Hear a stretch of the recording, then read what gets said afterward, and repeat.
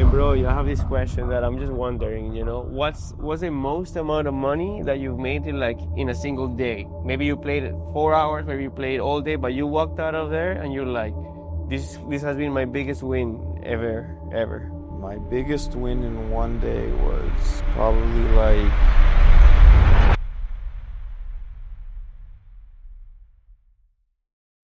¿Cuánto vas ganando, Brocky, en esta partida?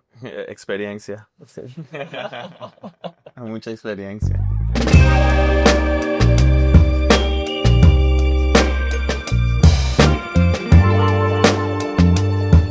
Cuéntame cómo te sientes hoy para empezar tu pieza, bro.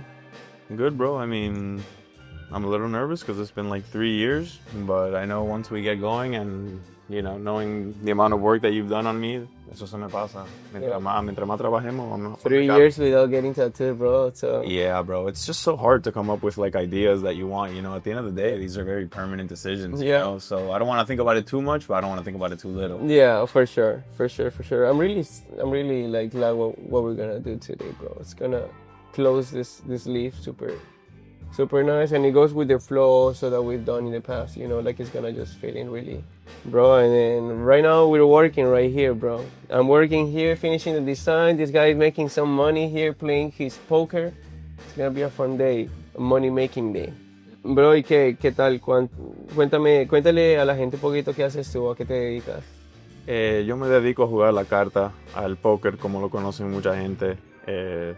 Fue un juego que aprendí when I was young. My dad has always played with his friends, so they taught me the rules when I was young. And then, it's very common that when you're in like teams, when you're in like or you're in college, or you play for a baseball team or a football team or whatever, like the team just gets together to hang out. And when you do that, you kind of find things to do. Some play video games, beer pong, whatever. And poker's very common because it's a social game, it's a psychological game. It works a lot of different parts of the brain, and it gives you a lot of dopamine when you win. And when you're competitive. How long have you been playing poker like professionally? I've been playing poker professionally for like 8 years now. 8 years. Yeah, it's been quite the road, quite the journey. You've been playing poker longer than I have been tattooing. Yeah. Look at that. That's great. You're a way better tattoo artist than I am poker player. Yeah. It was tough, man. It was for the first 2 or 3 years. All I did was lose, and I promise you, like at one point, I told myself I'm done trying. Like I give up. Oh, really? Give up. And I stopped playing for a while, and then one day I went back and decided that I wasn't going to try to play as a professional. I was just going to play for fun. For fun, yeah. Because at the end of the day, the game was made to be played for fun. Yeah. And funny enough, this is a true fucking story. For those 2 or 3 years where I would always lose and lose and lose, I thought I was doing the right things and just getting unlucky, which is obviously not a healthy mindset to have. If things are going right, you should change what you do. So when I went back, I told myself, whatever you think you should do the opposite. Even if it's uncomfortable, even if it doesn't feel like the right thing to do, just do the opposite of what your initial instinct is. I swear to God. And I went and I did that, and then I started winning every day. Who told you this? No, this is my experience. Okay. This is how it went. You were like, okay, let me go back, but let me just do the opposite of what I think would work. Exactly. And it started working. The opposite of what I'd been doing for like 2 years, and then it just started working. Dude, as stupid as it sounds, that's exactly how it went, And then once you start winning and you start realizing like what you're doing that's allowing you to win, well, then you can start putting more pieces together, and I can kind of see where I was making mistakes before, and then along the way in poker, if you're good, other good people kind of gravitate towards you, and you guys talk and you share ideas, and you kind of want to elevate one in the other, and that's how it's been my whole life, right? So I've had people that got me from here to here, from here to here, from here to here. I have not done any of this by myself. I've always befriended people who are better than.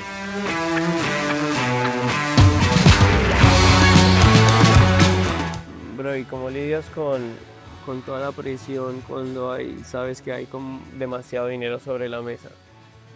How do you do it, bro? How do you deal with the pressure? Bueno, primeramente yo creo que la experiencia vale mucho, right?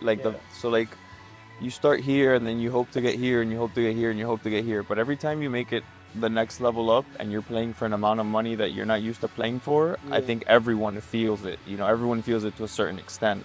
Yeah. Now, how you handle that exact pressure, I think, poker's a very mental game, and some people spend a lot of time working on their mental game, going to the gym, meditating, eating right. Like, whatever. Some people get like life coaches, stuff like that. So those people are actively working on how to not only deal with pressure of poker, but just deal with the pressure of life. Yeah. And then there's people who, you know, do a lot of alcohol and drugs or whatever, so maybe they don't feel it just because they're numb to everything. Yeah. But at the end of the day, like everyone's gonna handle it differently based on how well you prepare yourself. Yeah.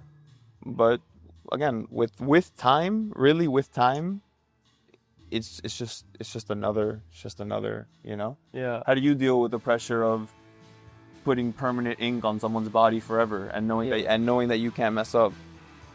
Yeah, true. How do you deal with that pressure? You know what I mean? Yeah. Yeah, fucking study it, you know? And experience, and just having done so many tattoos that eventually it's just like you're on autopilot a little bit, you know what I mean? Yeah.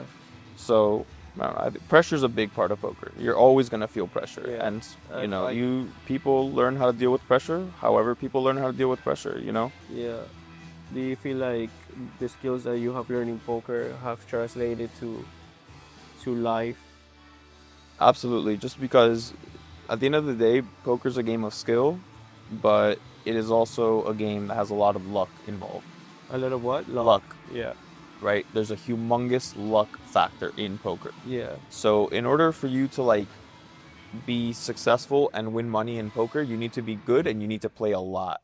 That way, the skill part can like outrun the luck part. Yeah. You could be the best player in the world, but from a bad hand. Right, from here to next week, you could get super unlucky in just the 1 week, over and over and over and over and over again, and it wouldn't show that you're the best player in the world. Yeah. But if instead of looking at it from a week, you look at it for 10 years, if you are the best player in the world, it's going to show. There's no amount of bad luck that will not show that you were the best player. Yeah. So how does that translate to life? Yeah. Easy. In life, we all get unlucky in one way, in some way or another, right? Adversity is everywhere. Everywhere you go, there's adversity.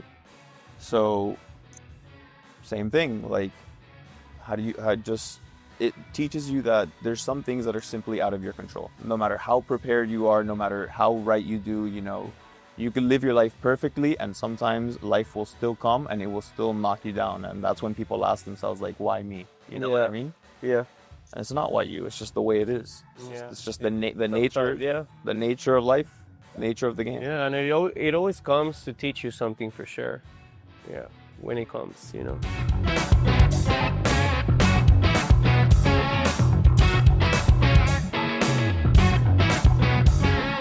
Bien. Oh my fucking God. Ahí rapidito se hizo 13,000 breves. El pozo fue de 13,000, pero pozo. yo estoy adentro en el juego por 17. Ok. Pero bueno, recuperé casi todo ahí. Claro. Bro, that was crazy. Esto es un app que se juega con ficha, like play money. You know, you don't have to put money here, you don't have to give credit card, nothing like that. Eso es como que yo te invito a jugar. You play, right? And if you lose, you have to pay me in real life. Oh. And if you win, then I'll pay you in real life. Oh shit. Yeah.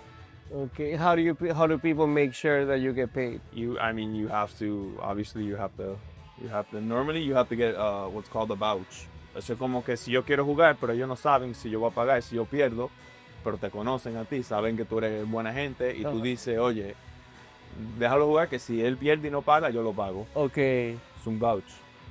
Entonces, pero no, la verdad es que es mucho dinero realmente. Aunque tú tengas vouchers y toda esa vaina, ser dueño del club es difícil porque, mira, alguna de esta gente están adentro del juego por $50,000, $100,000, que tienen 3 días pegados jugando sin parar, ¿me entiendes? Claro. O sea, por más bien que tú conozcas a una gente, saber que alguien te debe $100,000, Claro. ¿tú me entiendes? Y si tú eres dueño del club y a ti no te pagan nadie, no te paga el que te dijo que te iba a pagar o que sí o qué, bueno, pues aún así tú tienes que pagarle a los otros jugadores que han ganado en el juego. O sea, que sale de tu bolsillo. Claro. O sea, que ser dueño del club es duro. Claro. Es muy, muy duro. Todo ese tiempo aguantando dolor y lo que tenemos es medio pajarito. We don't even have the full one bird, bro. ¿Cuánto llevamos trabajando ahí? Como like an hour? Maybe 2? I don't know, bro. Don't even think about it. Yeah. It's been chilling, though. This side of the arm is chilling. The panther was... Yeah. Let's show the panther over here. Panther was crazy painful. Ese lo hicimos hace como... ¿Cuándo fue eso? ¿2022? Maybe? It was like 3 years ago. Yeah, something like that. Ya con este que nos echamos todo el brazo. And bro, I have this question that I'm just wondering, you know, what's the most amount of money that you've made in a single day? Maybe you played 4 hours, maybe you played all day, but you walked out of there and you're like, this has been my biggest win ever. My biggest win in one day was probably like 80,000. 80,000? And that probably happened over like maybe like 17 or 18 hours of playing. Yeah. No, barely any sleep. No sleep. Yeah, it was a private game. It was a private game in a condo, and we probably started around like, I don't know, 7 or 8 a.m. I mean 7 or 8 p.m. Okay. And then we played all through the night, and then we played all through the morning, and then we ordered some breakfast, and we ate some breakfast together, and we continued to play until just like, you know, it's not, when we first started, there was probably like 9 of us. Yeah. And then at some point, there was probably 6 of us, and then there was 5 of us. And then by the time it was like 9 a.m. or 10 a.m., there was only 3 of us. Okay, yeah. And all 3 of us were just not wanting to stop playing because, I don't know, I guess we're sick in the head. Yeah, those are some very, very interesting. Those games are very, very different to like games in the casino. When you're playing away from a casino and it's in a private setting and, you know, it's a much looser environment, like everything about it is much, much different. Do you prefer that than playing casino? The problem with private games is you're more likely to get cheated. You know, there's more likely to be stuff going on. And private games, just like the game I'm playing right now, are also played with credit. Okay. So sometimes you were worried about maybe not getting paid or something like that. When you play at a casino, like the casino's overseeing everything. You know, everyone's paying their money to get their chips. Yeah. If you win, and you're gonna leave with the money you won right then and there.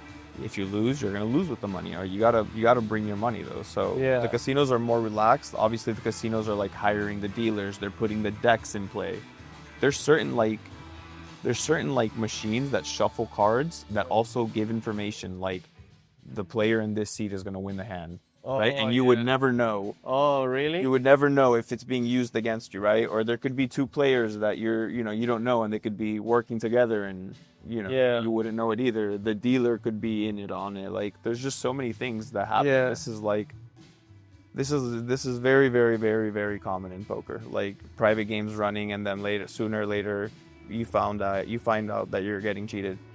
Oh, really? Yeah. Sometimes they're really dumb with it though. Like sometimes, and that's the funny part, is that if the people cheating weren't like really, really greedy, and they were like just a little bit smarter, they could go on cheating people for so long.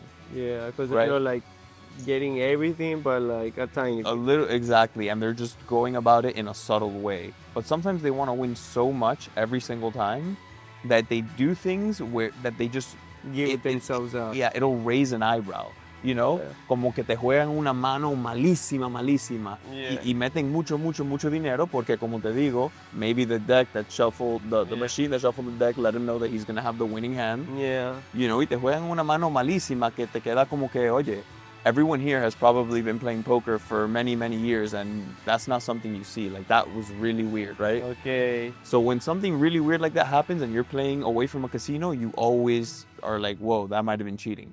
Normally, if it happens in a casino, you're just like, okay, this guy sucks at poker, really, really bad. Yeah. You know, but one time, there was a private game, and they were doing the cheating with the machine that shuffles the decks and stuff. Yeah. So I'm not like 100% sure how the information works, but basically it'll tell you what seat's going to win the hand, and then I guess they're relaying that information to like a cell phone, and then maybe there's like a signal being passed from like whatever, right? And I think one time the way they got caught, just so you understand how stupid these people are, was that the person who had the phone where the information was being relayed to, he, like, I guess one of the players wanted to like pick a song to play in the background, and he just like gave her the phone to like pick a song or whatever, and then like I guess information came in and she literally just saw it and was like, what the fuck is this? You know, and then like everyone knew, and then it was a big thing. Like when things like this happen in the poker world, this happened here in South Florida, like really? the information spreads very quickly, you know. I tell you, you tell him, he tells me, then the casino's talking about it, and then everyone just knows that it happened. And you know, obviously after that, you can never have the game again because everyone already knows that you were cheating. Yeah. And that also ruins your reputation, which is like huge in poker, in or gambling. everything. Gambling. I mean, obviously in everything, but in gambling, Yeah. you want to have a very clean reputation. You don't want to have a reputation of ever not having paid a bet you lost, of ever cheating, of ever colluding. Like, if you have anything like that, you'll never, ever, ever, ever escape it. It's like killing someone. Like, if you kill someone and you get like 20 years in prison and you come out of prison, no one's ever going to forget that you killed someone. Like, well, like, no one will ever, ever, ever go, like, they're always going to be a little bit weird around you, you know? So if you cheated and then you, like, you know, became a Christian and you changed yourself and you would never cheat again, no one's going to forget that you cheated just because you're a good guy now, you know? So you never ever want to mess with your reputation. You never want to mess with that.